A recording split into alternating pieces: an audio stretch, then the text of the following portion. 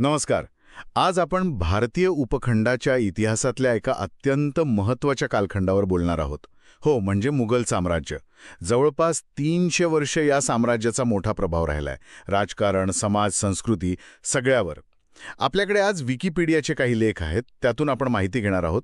या स्रोतांच्या आधारावर आपण बघूया की हे साम्राज्य कसं उभं राहिलं, कसं वाढलं, त्यांची वैशिष्ट्ये काय होती आणि मग त्याचा शेवट कसा झाला. तर मग सुरुवात करूया का?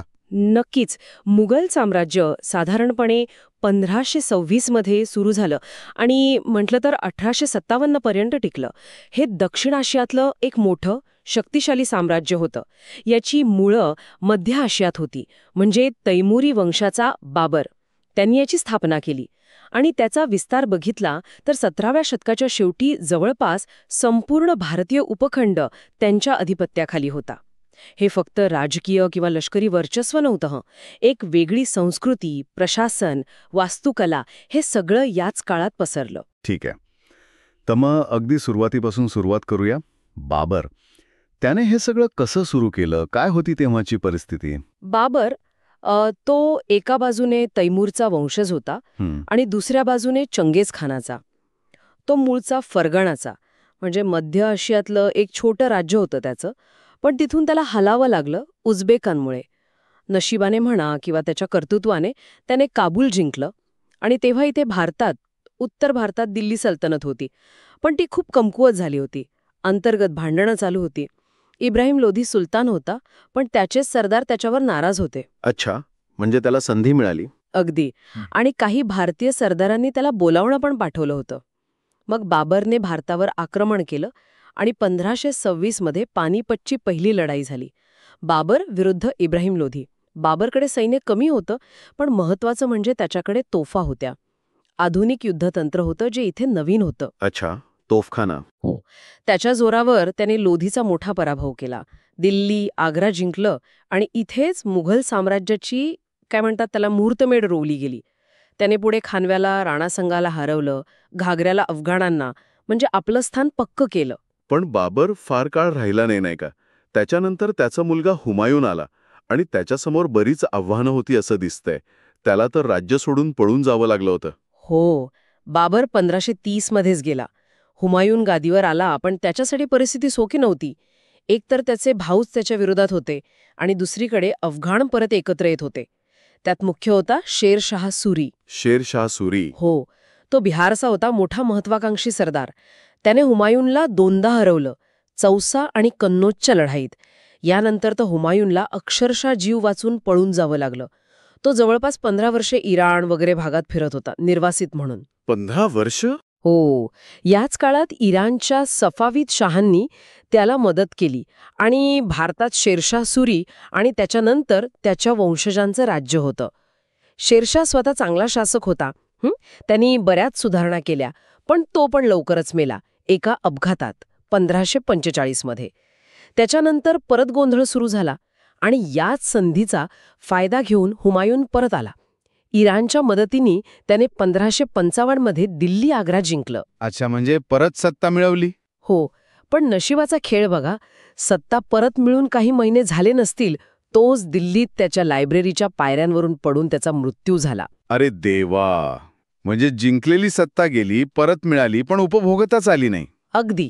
त्याच्यानंतर आला अकबर, ज्याच्या नावापुढे महान लावलं जातं. अकबराच्या काळात असं काय झालं की मुघल साम्राज्य इतकं मोठं आणि स्थिर झालं? अकबर, त्याला खरं तर मुघल साम्राज्याचा शिल्पकार म्हणतात. तो फक्त 13 वर्षांचा होता जेव्हा हुमायून मेला आणि हा गादीवर आला 1556 मध्ये. सुरुवातीला त्याचा संरक्षक होता बैराम खान.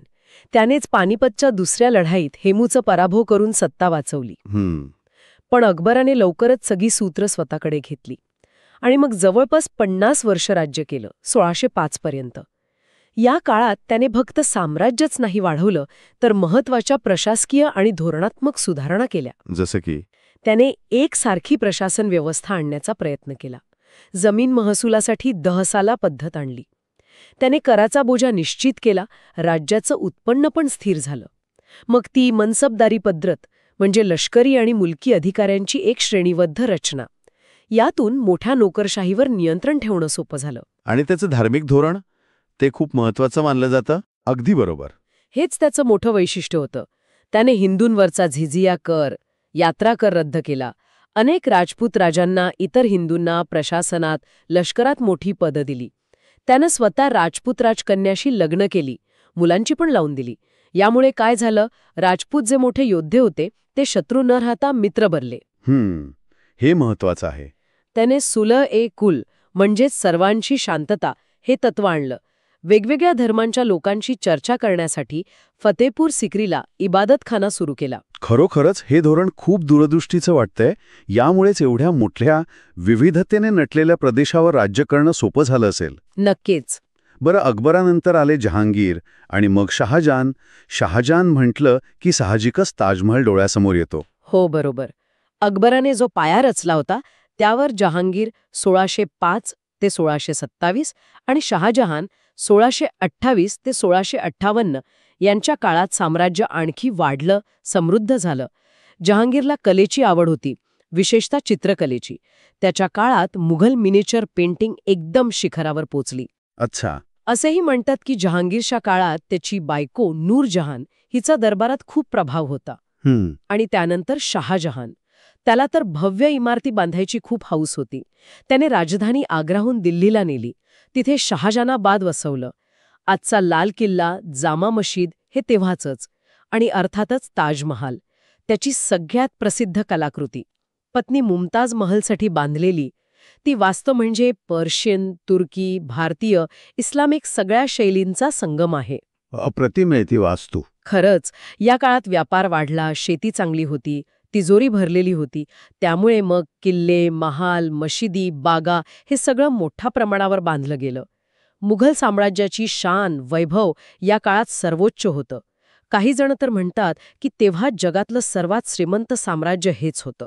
पण मग या वैभवानंतर लगेचच उतरण सुरू झाली असं दिसतंय. शहाजहाननंतर आला औरंगजेब. इथे एक गंमत आहे.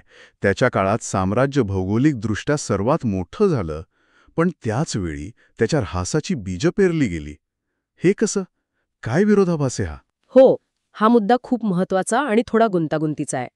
औरंगजेब 1658-1607 खूप कर्तबगार होता, पण तितकाच महत्वाकांक्षी आणि धार्मिक बाबतीत कट्टर होता. त्याने सत्ता कशी मिळवली? आपल्या भावांना हरवून, वडिलांना म्हणजे शहाजहानला तुरुंगात टाकून. त्याने पण जवळपास 50 वर्ष राज्य केलं. या काळात त्याने दक्षिणेत विजापूर, गोळकोंडा ही राज्य जिंकली. मराठ्यांशी तर त्याचा सतत संघर्ष चालू होता. यामुळे काय झालं, मुघल साम्राज्य दक्षिणेत कावेरीपर्यंत पोहोचलं. म्हणजे नकाशावर बघितलं तर सर्वात मोठं. पण याची किंमत मोजावी लागली. सततच्या या दख्खन मोहिमांमुळे साम्राज्याचे पैसे, सैन्य सगळं खूप वापरलं गेलं. खजिना रिकामा होऊ लागला. उत्तरेकडे प्रशासनाकडे दुर्लक्ष झालं. सैन्याचं, सरदारांचं मनोबल खच्ची झालं. आणि त्याचं धार्मिक धोरण? हो, तेही महत्वाचं कारण ठरलं. त्याने अकबराचं जे सलोख्याचं धोरण होतं ते पूर्णपणे बाजूला ठेवलं. जिझिया कर परत लावला. अनेक हिंदू मंदिरं पाडायचे आदेश दिले. सतीप्रथेवर बंदी आणली. गैरमुस्लिमांवर अनेक बंधनं लादली. अच्छा. यामुळे शीख, जाट, बुंदेले आणि विशेषतः मराठे यांच्यात खूप राग निर्माण झाला. शिवाजी महाराजांच्या नेतृत्वाखाली मराठ्यांनी तर मोठं आव्हान उभं केलं आणि औरंगजेबच्या मृत्यूपर्यंत हा संघर्ष चालूच राहिला. राजपूत पण त्याच्यामुळे दुरावले होते. म्हणजे वरकरणी साम्राज्य मोठं दिसत होतं, पण आतून पोखरलं जात होतं. अगदी बरोबर. त्याच्या मृत्यूनंतर 1707 हे सगळं उघडं झालं. अनेक ठिकाणी बंड सुरू झाली. केंद्रीय सत्ता कमजोर झाली. त्याच्याच धोरणांनी नकळतपणे साम्राज्याच्या विघटनाला सुरुवात केली होती. विस्तार आणि नियंत्रण यातला समतोल किती महत्वाचा असतो हे दिसतंय यातून. आता या साम्राज्याच्या नावांबद्दल पण काहीतरी रंजक माहिती आहे. आपण मुघल म्हणतो, पण ते स्वतःला काय म्हणायचे? हो, हा चांगला प्रश्न आहे. गंमत म्हणजे ते स्वतःला मुघल म्हणत नसत. काय सांगताय? हो, ते स्वतःला तैमुरी म्हणून घेत. कारण ते पितृवंशाने तैमूरचे वंशज होते ना. मातृवंशाने चंगेज खानचे होते, पण त्यांना तैमुरी वारसाचा जास्त अभिमान होता. अच्छा. अकबराच्या काळात जो आईने अकबरी ग्रंथ लिहिला गेला त्यात साम्राज्याचा उल्लेख हिंदुस्तान असा आहे.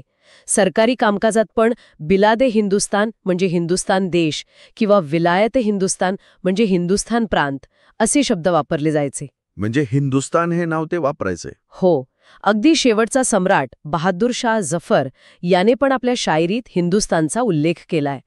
मुघल किंवा मोगुल हा शब्द तर पश्चिमेकडच्या लोकांनी वापरला. युरोपीय प्रवासी, व्यापारी वगैरे. हा शब्द मंगोल शब्दाचा अरबी फारशी अपभ्रंश आहे. त्यांनी या शासकांना त्यांच्या मंगोल वंशावरून ओळखलं. अरे वा, म्हणजे आपण जे नाव वापरतो ते बाहेरच्यांनी दिलेलं आहे. हो, अरबीमध्ये कधीकधी सल्तनत अल हिंदिया म्हणजे भारतीय सल्तनत असंही म्हटलं जायचं. पण मुघल हे नाव जास्त रूढ झालं. हे खरंच खूप रंजक आहे. बरं, आता औरंगजेबच्या मृत्यूनंतर साम्राज्याचा ऱ्हास झाला म्हणालात. त्याची नेमकी कारणं काय होती? प्रक्रिया कशी घडली? औरंगजेबच्या मृत्यूनंतर 1707 साम्राज्याला उतरती कळा लागली. अनेक कारणं होती. पहिलं म्हणजे वारसा हक्कासाठीची भांडणं. औरंगजेबच्या मुलांमध्येच युद्ध झालं आणि हे पुढे प्रत्येक पिढीत चालू राहिलं. यामुळे दरबारात गट पडले, सरदार विभागले गेले, केंद्रीय सत्ता एकदम कमजोर झाली. दुसरा म्हणजे प्रादेशिक सत्ता प्रबळ झाल्या. औरंगजेबच्या धोरणांमुळे जे नाराज होते आणि आता केंद्र कमजोर झाल्यामुळे ज्यांना संधी मिळाली ते स्वतंत्र व्हायला लागले. बंगाल, अवध, हैदराबाद इथले सुभेदार जवळपास स्वतंत्र झाले. आणि मराठे? मराठ्यांनी तर शिवाजी महाराजांनंतरही संघर्ष चालू ठेवला. पेशव्यांच्या नेतृत्वाखाली ते तर भारताची प्रमुख शक्ती बनले. त्यांनी माळवा, गुजरात जिंकलं. दिल्लीवरही त्यांची पकड होती. शीख, जाट, राजपूत यांनी पण आपापल्या भागात मुघलांना आव्हान दिलं. आणि परकीय आक्रमणं पण झाली ना? हो, ते तिसरं मोठं कारण. इराणच्या नादिर शहाने 1739 मध्ये दिल्लीवर हल्ला केला. प्रचंड लूट केली, कत्तल केली. कोहिनूर हिरा, मयूर सिंहासन सगळं घेऊन गेला तो. त्यानंतर अफगाणिस्तानचा अहमदशाह अब्दाली, त्याने तर अनेक वेळा स्वाऱ्या केल्या. उत्तर भारत उद्ध्वस्त केला. पाणीपतची तिसरी लढाई 1761 अब्दाली आणि मराठ्यांमध्ये झाली. या आक्रमणांनी मुघल सत्तेची उरलीसुरली इज्जत आणि ताकद दोन्ही संपवून टाकलं. आणि याच सगळ्या गोंधळात मग इंग्रजांनी पाय रोवले. त्यांची काय भूमिका होती? अगदी बरोबर. ब्रिटिश ईस्ट इंडिया कंपनी सुरुवातीला फक्त व्यापारी होती, पण इथली राजकीय अस्थिरता बघून त्यांनी हळूहळू आपलं लष्करी आणि राजकीय बळ वाढवलं. त्यांनी फ्रेंचांना मागे टाकलं. स्थानिक सत्तांच्या भांडणात हस्तक्षेप करायला सुरुवात केली. प्लासी आणि बक्सारच्या लढाया. हो, त्या खूप महत्वाच्या ठरल्या. 1757ची प्लासीची लढाई आणि विशेषतः 1764ची बक्सारची लढाई. बक्सारमध्ये तर त्यांनी बंगालचा नवाब, अवधचा नवाब आणि स्वतः मुघल सम्राट शाह आलम दुसरा या तिघांच्या एकत्र सैन्याला हरवलं. अरे बापरे. यानंतर मुघल सम्राट फक्त नावापुरता उरला होता. 1803 मध्ये तर शाह आलम दुसऱ्याने ब्रिटिशांचं संरक्षण घेतलं. तो त्यांचा पेन्शनर बनला. दिल्ली आणि आसपासचा थोडा भाग तेवढा त्याच्या ताब्यात राहिला. तो फक्त दिल्लीचा राजा म्हणून ओळखला जाऊ लागला, भारताचा सम्राट नाही. आणि मग शेवटचा अंक 1857च्या उठावाने लिहिला गेला. हो, 1857 मध्ये कंपनीच्या राजवटीविरुद्ध मोठा उठाव झाला. भारतीय सैनिक, काही राजेरजवाडे यात सामील झाले. या उठावाचं केंद्र बनलं दिल्ली. बंडखोरांनी दिल्ली जिंकून म्हाताऱ्या आणि सत्ताहीन बहादूर शाह जफरला परत हिंदुस्थानचा सम्राट घोषित केलं. त्याने पण नाईलाजाने पाठिंबा दिला. पण ब्रिटिशांनी हे बंड मोडून काढलं. दिल्ली परत जिंकली. बहादूर शाह जफरवर खटला चालवला आणि त्याला कुटुंबासोबत रंगूनला हद्दपार केलं, म्यानमारमध्ये. तिथेच त्याचा मृत्यू झाला. हो, तिथेच 1862 मध्ये वयाच्या 87व्या वर्षी एकाकी अवस्थेत त्याचा मृत्यू झाला. त्याच्या मुलांचीही हत्या झाली आणि अशा प्रकारे मुघल वंश आणि साम्राज्य दोन्ही संपलं आणि भारताचा कारभार कंपनीकडून थेट ब्रिटिश राणीकडे गेला. काय प्रचंड उलथापालट खरंच. तर ह्या एवढ्या मोठ्या साम्राज्याचा आणि त्यांच्या राजवटीचा आपल्या भारतीय उपखंडावर नेमका काय परिणाम झाला? म्हणजे आज मागे वळून बघताना मुघलांचा वारसा काय दिसतो? मुघलांचा प्रभाव खूप मोठा आणि अनेक पातळ्यांवरचा आहे. सगळ्यात महत्त्वाचा आणि डोळ्यांना दिसणारा म्हणजे त्यांची वास्तुकला. ताजमहाल, दिल्लीचा लाल किल्ला, आग्रा किल्ला, फतेपूर सिक्री, हुमायूनची कबर, लाहोरची बादशाही मशीद, शालिमार बाग या सगळ्या वास्तू आजही उभ्या आहेत. त्यांनी पर्शियन, मध्य आशियाई आणि भारतीय शैली एकत्र करून एक नवीन इंडो इस्लामिक स्थापत्य शैली तयार केली. बरोबर. प्रशासनात त्यांनी एक केंद्रीकृत व्यवस्था आणली. मोठी नोकरशाही होती त्यांची. जमीन महसूल पद्धती, चलन व्यवस्था, कायदेशीर प्रक्रिया यात त्यांनी एक प्रकारचं प्रमाणीकरण आणलं, ज्याचा प्रभाव पुढेही राहिला. आणि संस्कृतीची इतर अंग, भाषा, कला, संगीत, खाणं. नक्कीच. त्यांच्या काळात कला आणि साहित्याला आश्रय मिळाला. मुघल मिनिएचर पेंटिंग तर जगभर प्रसिद्ध आहे. संगीतातही त्यांचं योगदान आहे. भाषा हा एक महत्त्वाचा मुद्दा आहे. पर्शियन दरबारी भाषा होती, पण स्थानिक भाषा म्हणजे विशेषतः हिंदीची खडी बोली आणि फारसी, अरबी, तुर्की शब्द यांच्या मिश्रणातून उर्दू भाषेचा विकास याच काळात झाला. अच्छा, उर्दूचा विकास याच काळात झाला. हो, आजही आपल्या बोलण्यात अनेक पर्शियन, अरबी शब्द आहेत, ते याच प्रभावामुळे.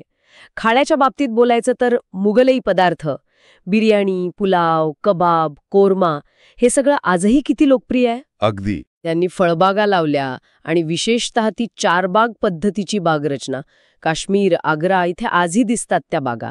म्हणजे एक प्रकारे त्यांनी भारतातल्या वेगवेगळ्या प्रादेशिक संस्कृतींना एकत्र आणलं आणि एका संमिश्र संस्कृतीला हातभार लावला. अर्थात काही नकारात्मक गोष्टी होत्या, औरंगजेबच्या काळातली असहिष्णुता किंवा नंतरच्या काळातली अस्थिरता, पण एकूण प्रभाव मोठा आहे. आणि तो मोगल शब्द. हो, इंग्रजीमध्ये आजही मोठ्या उद्योगपतींना मोगल म्हणतात. हा शब्द त्यांच्या साम्राज्याच्या त्या वैभवाचा, त्या शक्तीचाच एक संदर्भ आहे. तर आजच्या या चर्चेतून आपण मुघल साम्राज्याचा एक मोठा आढावा घेतला. बाबरने केलेली स्थापना, हुमायूनचा संघर्ष, अकबराने दिलेलं स्थैर्य आणि विस्तार, जहांगीर आणि शहाजहानचा कला आणि वास्तुकलेचा काळ, औरंगजेबच्या काळातला विस्तार आणि त्याचबरोबर सुरू झालेली उतरण. आणि त्यानंतर अंतर्गत कलह, बाहेरची आक्रमणं आणि शेवटी ब्रिटिशांच्या उदयामुळे झालेला अस्त. आपण त्यांच्या प्रशासकीय पद्धती, सांस्कृतिक योगदान म्हणजे वास्तुकला, भाषा, खाणं याबद्दल बोललो. बरोबर. तैमुरी वंशाच्या एका सरदाराने सुरू केलेला हा प्रवास बहादूर शाह जफरच्या हद्दपारीत संपला. पण या प्रवासाने भारतीय इतिहासावर एक अमिट छाप सोडली आहे. खरं आहे, मुघल साम्राज्याची ही कहाणी फक्त राजे, लढाया यांची नाहीये. ती सत्ता, संस्कृती, धर्म, समाज यांच्यातल्या गुंतागुंतीच्या नात्यांची पण आहे. त्यांच्या या उदयास्ताच्या कहाणीतून आपल्याला काय शिकायला मिळतं, म्हणजे एखादं साम्राज्य दीर्घकाळ टिकण्यासाठी काय लागतं आणि कोणत्या गोष्टी त्याच्या विनाशाला कारणीभूत ठरतात यावर विचार करायला नक्कीच वाव आहे.